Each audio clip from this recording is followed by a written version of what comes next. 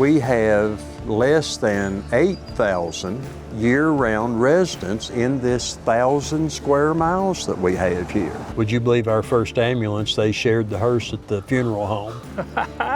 How about this, huh? Got a fisherman down here now. Hey. And this is part of the project I'm working on. A lot of this is going to be redone. $27 million overall. And like I said, big bite for a town our size. There was 5 feet of water here on this street. We waded water to get out, as a matter of fact, yeah. Pocahontas County, at just 8 residents per square mile, has the lowest population density in the wild state of West Virginia. But after suffering decades of company closures and addiction, the area is experiencing a resurgence. Former truck driver Sam Felton, the problem-solving 3-term mayor of Marlinton, the county's largest town, agreed to give me an inside tour. This whole strip, all the way up through here, was company houses. These were the ones that I told you that I would move a family out of one abandoned house, and then we would find them in another one.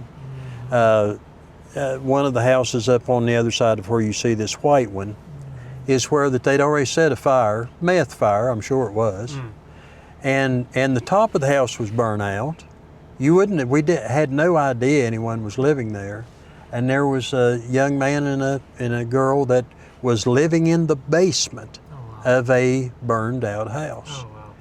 The folks that do work at this building here behind us, the Day Report building, they said that they seen a difference in the rats down at their location when we started tearing all this stuff down. So these people were living here, and there was one man that was in a shack right here. I said, friend, we aren't doing you any favors by leaving you in a situation like this, you know? This is for flood protection to have That's it be right. raised. So this is the new thing that's going on. These residences that you could not give away, and as we started tearing these things down, and the owner still owned the property, and some of the property owners, which there's a stretch here, the young lady is a professor up in Binghamton, New York, that owned 3 or 4 of these lots. She started selling for like $50,000 and $58,000 a piece right here because the river's right there. And the floodplain ordinance, now they're higher than they need to be, but when you're going to build a structure like this, you can gain so much other usable space if you raise them on up.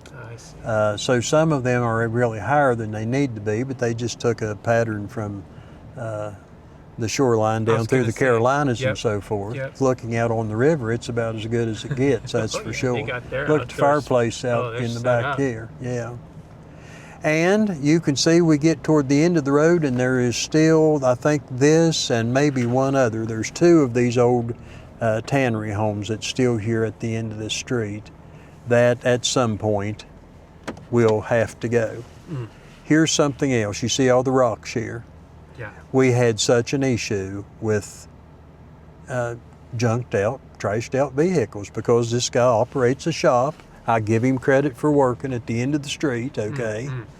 But nonetheless, I could not get him to understand you're going to have to find another place for your junk. We're not going to do this anymore because our Greenbrier River Trail right here that goes by in August of last year was in one of the national magazines as number 10 of the top 25 rail to trail programs in the United States of America. Here's number 10. This area here is either the last thing that people see going north or the first thing they see of our town coming south. And so we said, we're going to have to get rid of this junk somewhere. He would not do it, so we blocked him in with boulders. I mean, it's terrible. And here is the Greenbrier River Trail. It's an 88-mile long state park that goes from Caldwell, I guess it is, in the south, in Greenbrier County, all the way to the north up above Cass. And it is highly traveled too, by the way. It's unusual right now that we aren't seeing the bike in one direction or the other. This was the rail bed, I drove for Burns Motor Freight over here for a number of years also. I remember a couple of years of hauling the cross ties and the rails out of here after they'd been taken up. Another contractor had taken them up, and they would stage rails and cross ties in different places. And then we would go in with the trucks and we hauled them out to all kind of places. And that was interesting too. After the railroad ties had set in some of those locations for 10 years, bees and snakes, okay? They were full of bees and snakes. This area that lies between, we're on 4th Avenue now, Okay. and the Greenbrier River Trail, there's 6.5 acres down through there is what will consist of the wetlands project that we're working on. If you look closely, on the other side of the water, see there's a little outcropping of concrete that you see around there, okay? I got to looking at that, and I thought, well, here's what's left of an old turntable. Well, railroad enthusiasts will drive for hundreds of miles for something like that. And that would be an ideal area for the picnic tables and benches and just It's flat. Yeah, it's flat. And then you can kind of tell part of the story of Marlinton. Here was one of them that was taken out also that had just become a rat's nest. What can I say? And so, the property's for sale. It's so shallow before the hill. It's so steep. Yeah, it is. It certainly is. Good locations for tiny houses, probably. Yes. There was actually 1, 2, and there's a flat spot up there that we've taken down 3 houses there. Manny had talked about, I would live here if you guys had better internet, okay? So we're working on internet. And that's going to be a location for a fiber hut. It's only taken about 10 years, but nonetheless. Is some of that money from the broadband expansion? Yeah, West Virginia was supposed to have received $1.1 billion basically for broadband. How many city employees do you have? 17. That's even counting the ones in the office, though. That's everybody. This couple was from Mississauga, Ontario, that's moved here. We've had, this was an ice cream shop that has been since turned into an Airbnb. So it's 2 units, one on the front, one on the back. I'd venture to say with the car there, one of them's already full at this time.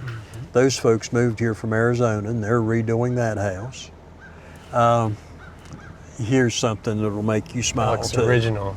There's 2 stories here. This is the beginning story, so I'll start on this first, okay? Marlin and Sewell were the first 2 settlers, okay, that were here. They were here when the Lewis survey party came through in 1749 and had already been here for about a year, I understand. And when they had a difference of opinion over religion and so forth, they separated company. And as it turns out, it was Mr. Sewell that spent the remainder of the year, the winter, in a hollow log, okay? Well, so this log is a representation. I'm still trying to tell the story so far. All that I've got is the log right now. The log house, they were tearing down an old boarding house up near what is now the Catholic Church.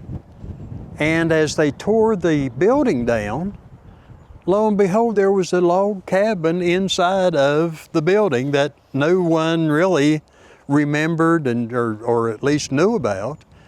And it was sound enough that they said, we can't destroy this thing. And so that was another community project, numbering it, taking it apart, and bringing it down here on this public area that we're standing on. They did a good job keeping it's a wonderful job, yeah. So it was inside of another building. It was inside of another building, right. That's crazy.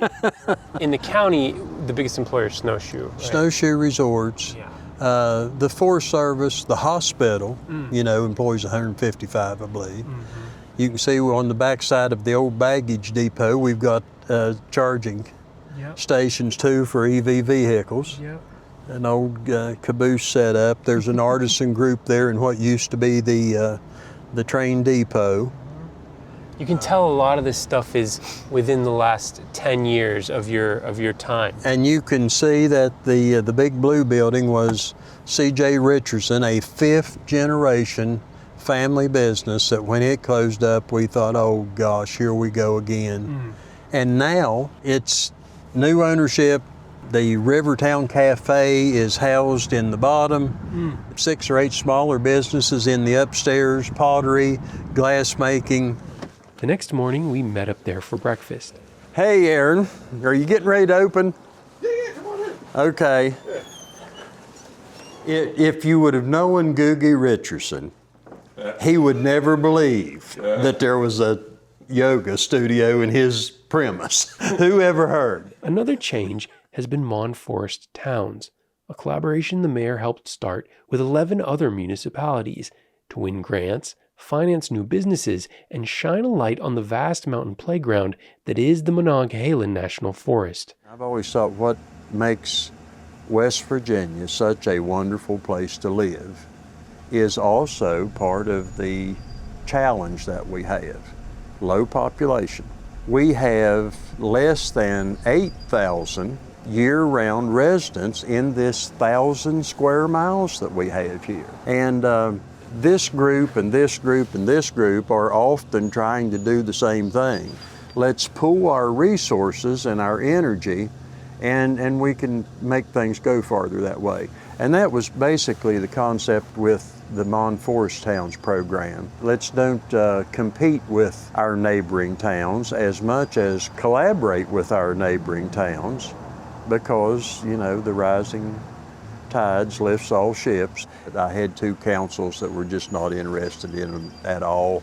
They were afraid we would not be Marlinton anymore if we became a Mon Forest town. And I found out later that some of the other cities, that was kind of the fear also. So we had to overcome that. It grew to the place, and that's why I stepped away last summer. We'd made full circle when we had our board meeting in July here in Marlinton, where it all started.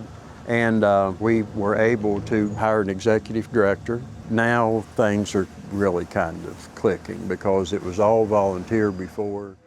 This creativity was born out of the harsh reality towns like Marlinton face with the downturn in West Virginia's coal industry. Nationally, Washington understands the downturn in the coal business in West Virginia. Miners in this area drove an hour and a half into Nicholas County and worked in mines in Nicholas County. We have a rock quarry at Mill Point, just 7 or 8 miles south of town. And there's probably 40 trucks that runs out of that quarry. And most of their business was to the coal companies in Nicholas County. So indirectly, it did have a big effect on us. Today, a primary driver of Pocahontas County's economy is Snowshoe Mountain, one of the premier ski resorts in the eastern U.S. To keep people coming the rest of the year, it's transforming itself into a mountain biker's paradise. Snowshoe's Highlands Ride Center quickly became one of only 2 silver-rated destinations in the East. People came from all over for World Cup events in 2019, 21, and 22, and they discovered an area next to town that, if developed into more rideable trails, could put Snowshoe's Ride Center over the top. The international mountain biking folks that were here at the time found out about this area that we call the Monday Lick Trail, and they said it was unique to anything else in the East, any place that they'd be in, Vermont or any place, you know. And if funding could be found to construct the Monday Lick Trail, that would be the catalyst to move the Ride Center at Snowshoe to a gold status that would make us the only gold ride center in the East. Wow. And so it was a big deal.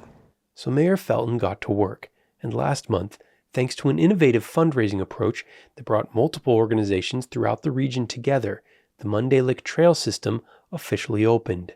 West Virginia University says that it will contribute $45 million to the region. When you think about return on investment, $4-5 million, get back $45 million. 10x is pretty good. Yeah, that's pretty good. Yeah. It certainly is. Looks like a lot of planning going on. Oh, you just don't hardly know everything, Harper. But anyway, yeah. Good luck. Well, thank you. Discovery Junction Park, which the mayor and council got done a few years ago, has breathed new life into the center of town. It literally was the beginning of the raising of spirits in our little town. Anywhere from 150 to 250, 300 people you'll see on these first Friday events. Different organizations do different things. We block off the street from right here at the bank drive-in to the stop sign. Residents are also helping Sam amplify this work. A generous couple gifted the large lot across the street to the city. And he said, Joe Nell and I have talked about this. How about if I just write it off and give you that lot? I felt like, as a matter of fact, tears did come to my eye. Making a gesture like that, well, that was way beyond what I would have anticipated. It's a beautiful thing. A beautiful thing, yes. Well, boy, the grasses are growing here. We need to I love that get you're going on this also. You can't turn it off. You're just always looking for like the improvements and things that need love. That's it's a curse, yeah. Bryce. I mean, the only thing I see is what we don't get done. I think we'll start seeing an elevation in business this summer, but by next summer it's really going to be, I'm concerned about providing services and so forth, because IMBA says that the elevation from Silver Ride Center to Gold Ride Center will increase the traffic from 4 to 7 times. So that means 4 to 7 times more trash and more traffic and more parking and more everything else, okay? Which is Toilet good, flushes. but trying to be ready for that. It may be 75% winter traffic now for a hotel motel. But I really believe that we'll see in the next 4 or 5 years, maybe the summer traffic even surpassing the winter traffic. Most days, every time you look up, you see somebody going by with bikes on their vehicle. Other major projects in the pipeline include a new trailhead and upgraded street plan. We ran into Sam's friend Ann, whose Handmade market is right across the street. Like, I don't have to worry about inside seating. Yep. Because during the summer when we have a lot of tourists and visitors, like, they'll just take food that I prepare and come over here and eat. She was busy preparing for the summer rush. It smells good in here. It smells like croutons. Well, we're dehydrating ramps. They grow in the forest around here. And they're a wild onion type leek. That's the smell. Yeah, and they're very strong. We're going to make what we call a ramp salt. And you can use them as it'll be a sea salt that we grind them up and package and sell. I had some customers asking me last year if I'd do ramp salt. So this year I'm like, well, that'd probably be a good idea. And then this is a neat West Virginia project or West Virginia food product that's like unique. Ramps sell in New York City, I think someone told me for, I want to say $25 a pound or something like that. Right? Okay. Yeah. Okay. So there's different things that we have here that, get exported and that don't necessarily have in different parts of Appalachia. Good luck with the ramps. Well, thank you. Yes. Thank you much. But to see what is probably the most important infrastructure improvement of Sam's tenure, we took out a couple of e-bikes from the local shop. How about this, huh? This is great. Good idea. It's paved for about a mile to the north and about another mile to the south. Got a fisherman down here now. Hey. I haven't been down here for a while. You used to bring a laptop down here and sit on that little bench. That's another thing I wanted to ask you about, the water infrastructure, drinking water coming in and treatment going out. Is this part of that? Well, this is the treatment facility down here. And this is part of the project I'm working on. A lot of this is going to be redone. $27 million overall. And like I said, big bite for a town our size. Now, a previous council had started the water plant refurbish, but a lot of our distribution lines, some of them literally in the 70 to 100 year range. Because we are in the river bottom, we started out with a lot of combined sewer and the storm drains and so forth. In the 60s and 70s, dilution was the solution to pollution. The 1972 Clean Water Act changed a lot of that. So now, two things happen. Because the water is so clean, we absolutely are incapable of achieving that 85% reduction in certain contaminants and BODs and that type thing. The other side of that, when it goes out, our discharge, then we violate our MPDES permit, particularly in wet weather and so forth. We're allowed 200,000 a gallon a day discharge, and we sometimes are up 6 and 7 and 800,000, and we can't do anything until we separate the storm and get rid of the old terracotta tile, which gathers groundwater, all the time and that sort of thing. Just seeps through it. It gets into the system, goes on out. And the other thing that we've ran into before, because of that, some of our water leaks do not even show up because it rather than make it to the surface, it gets in a line and comes down here and never shows itself. So part of our project will replace old valves in the system. Some of the metered valves that they do now helps to zone in areas where a leak is possibly taking place that you couldn't find otherwise. That was $8 million of that 27, and like I said, we're a small town, my goodness. Yeah. If it weren't for being so fortunate with all the grant money, we just couldn't do it. But the alternative is to keep paying fines too, and we can't do that forever either. So, what is a fine for that? Well, it's run anywhere from 125 to 175,000. Is it like a year each time? Well, it can be a year. I've simply because we're moving forward with this project, we keep pushing it off because we are making an effort to comply. And if we let $19 million in grant money get out of our hands, shame on us. So we have to do it. Who wants to raise rates? Nobody. This, the settling pond, is 4.5 acres. It does the job for us. It just takes longer and it's not quite as efficient. But the alternative is a mechanical type plant that probably starts at about $25 million. So we're going to hang on to this as long as we can. Something else that the engineers figured out, that surface of water with a 1-inch rain event is enough to exceed the permit discharge limits. So when the flood comes by, there's nothing that you can do about it. I mean, nature tells you who's boss. That's all that there is to it. I certainly see why people like doing this. That's great. I have not taken a break like this in years. Oh, good. That's why that Scott, he's our code enforcement guy, and he'd already went by, he said, and he thought, is that the mayor? But look at all the stuff you saw that needs attention, or it's good to get out. It is, that's right. Have you heard that story about when Teddy Roosevelt was police commissioner? He would just walk around at night and come up on officers who were doing their job or who weren't doing their job. Here's our water plant, and here was another $6.5 million project. The intake that's on the other side over there came down here and made its way into the raw water well inside the plant. Debris, sticks, leaves, just, junk like that would find its way into the intake, and a lot of times we would literally be so clogged up that the plant would not get sufficient water to operate, and we would have to bring fire trucks up here and blow the system back out, and you basically was blowing it all the way back out to the other side. And so with this project, we talked about this vault behind you here houses what is called a pinch valve, okay? Right here's an outlet. You see nothing's coming out of it, okay?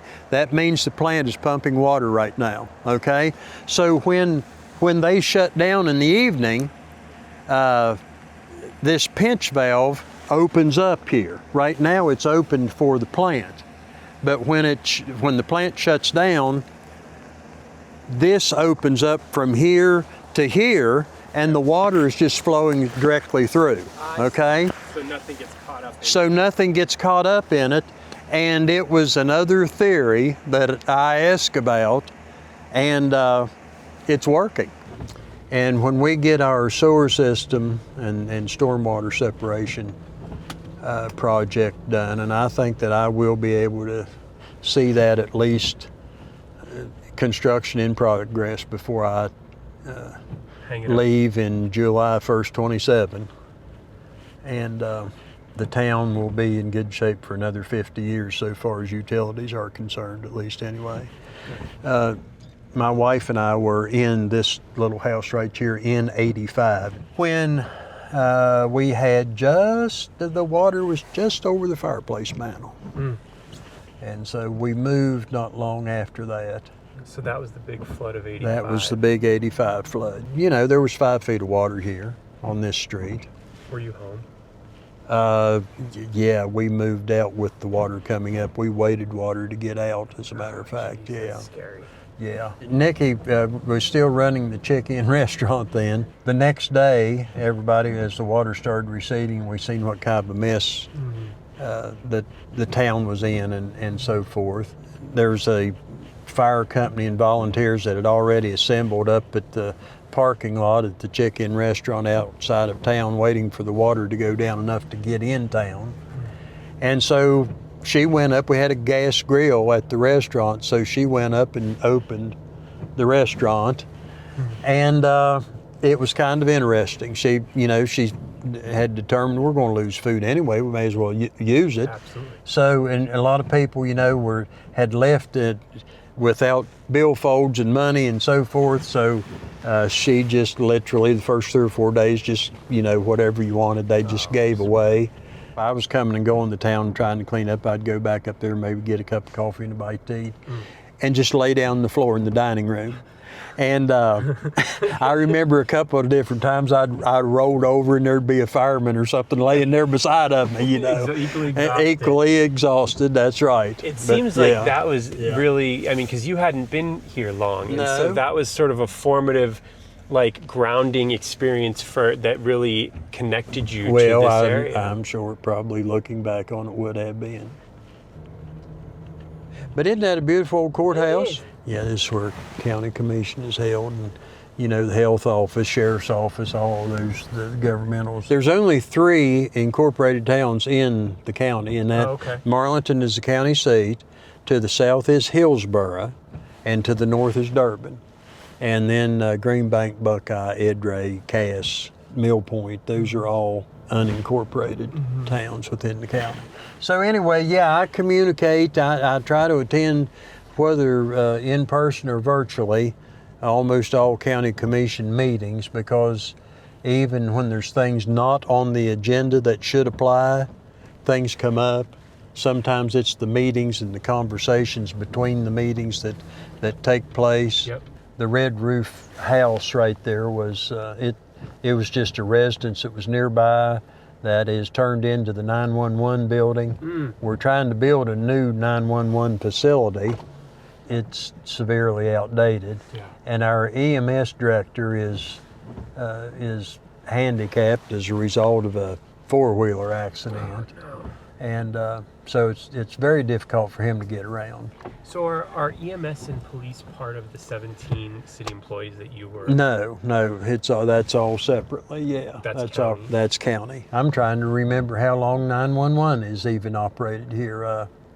25, 30 years maybe. That's it. Because prior to that, calls would come in at the phone or at the fire department, and then there was tones set off. It was all volunteer for up until the last 20 or 25 years. Wow. And ambulance too? Ambulance too. Would you believe our first ambulance, they shared the hearse at the nursing home, or at the funeral home. That's how it started out. That's a bad omen. The hearse pulls up. But don't take me to the wrong place.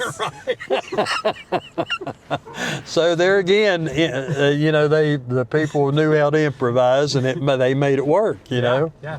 And finally, I think now, my goodness, I believe we've got 21 ambulances in the county. Yeah. Like I said, this is where I live. We've been here, hard to believe, 39 years, I think it is. And it's beautiful. Oh, it's worked me to death. That's all there is. How old is it? It was built around 1902. Okay. Yeah.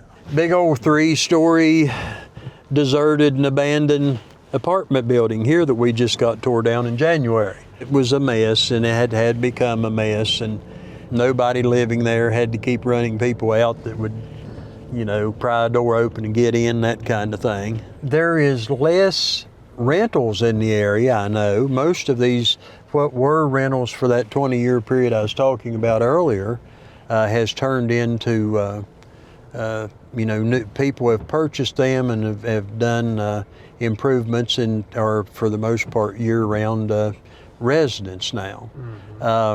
The other rentals, or what were rentals, long-term rentals, the Airbnb has took off, and really we do not have enough housing in the area. And it's complicated by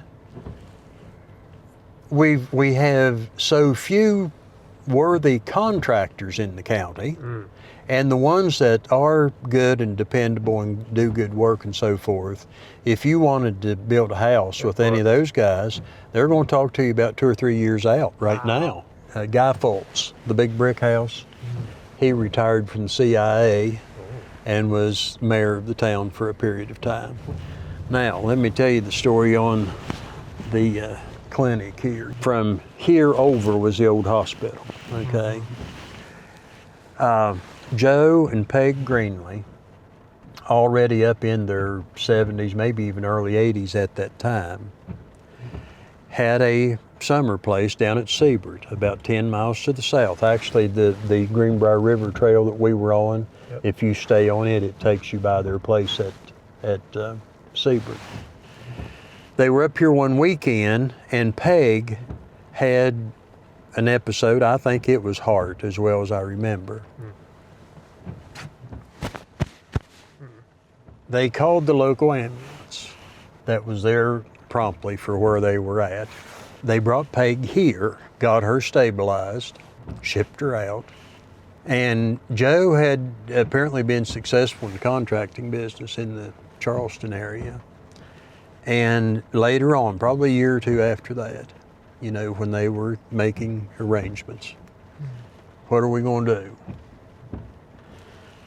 They talked about this place, and they said from the first call to the EMTs that showed up, to the staff here,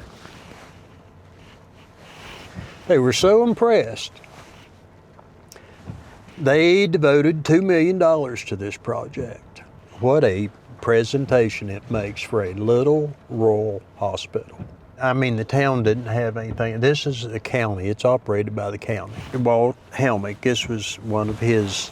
If he'd ever see this, I better not say too much about Walt. But I can't. But I can't say enough, really, because talk about full circle. He moved here as a school teacher.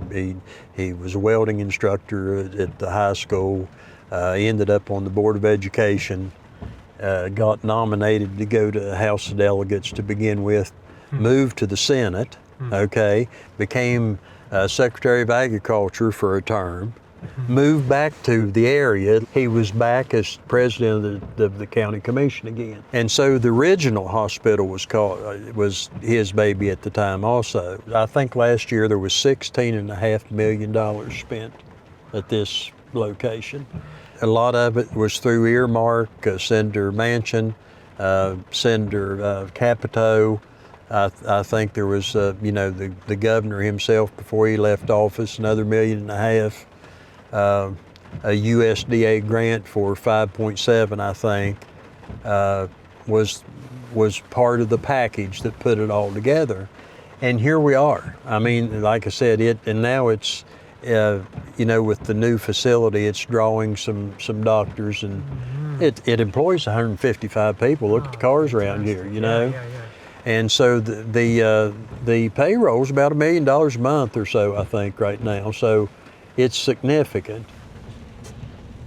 Mountain View Cemetery has more veterans per capita in this cemetery than any other one in the state. If you were here in about 2 weeks, I've got a whole new sign that's going to go here on this spot. Because this cemetery is so old, there's graves here that goes back into the 1800s. At the turn of the century, when the town really took over operation and enlarged the area, at that particular time, Richardson's, Moores, some of the other, they would buy plots with maybe 25 grave sites. Well, you know how it goes. Over the years, people started moving, and family ended up in California and Florida and every place else. A third of them came back. Some of the other family, cousins or so forth, had family that decided, hey, I want to be buried there. And I'm saying all that to say the Star, Barlow's been down there in the office for more than 20 years now. This is the only thing that gets her pulse pumping, is sometimes trying to figure out where we still have available graves and where we don't, because early on the record keeping was shoddy. A lot of the what we did have written down was deteriorated. You couldn't hardly read it. And you would go on a 100-year chase trying to find out if and who is in that particular spot. I had tried everything, and we finally found a program that not only GPSed all the stones, and it's got a QR code, and you can go to it and you can literally type in your loved one or your family's name, and it will direct you to where that person is buried. And then if you're so inclined, and some people's already starting to do this, you can tell that you can actually attach obituaries, son of, father of, preceded by. Genealogy a little Yeah. And were they a veteran or were they not? If they were, they served here, they served there, they served someplace else. Awesome. Pretty neat. We do, as a matter of fact, I'm scheduled. I don't know if I've told you if I'm a pastor or not too. I don't know if I'd mentioned that, probably not. But we're scheduled to do, every year we come up here and do a Memorial Day service, and the Pocahontas County Honor Corps comes and does their 21-gun salute and plays taps, and we say a few words and go back to the house again. But that's something else that we'll, when all the flags are out and the flags are up on those poles there, it makes a pretty neat spot. I had to cut some trees down here not long ago, so I looked at that configuration and I thought, why not? We'll just put us a bench there, and it's fun to see people sitting on it when you come by. Yeah. Oh, it has to give you so much pride to see everyone enjoying and using all the things you do. Yeah.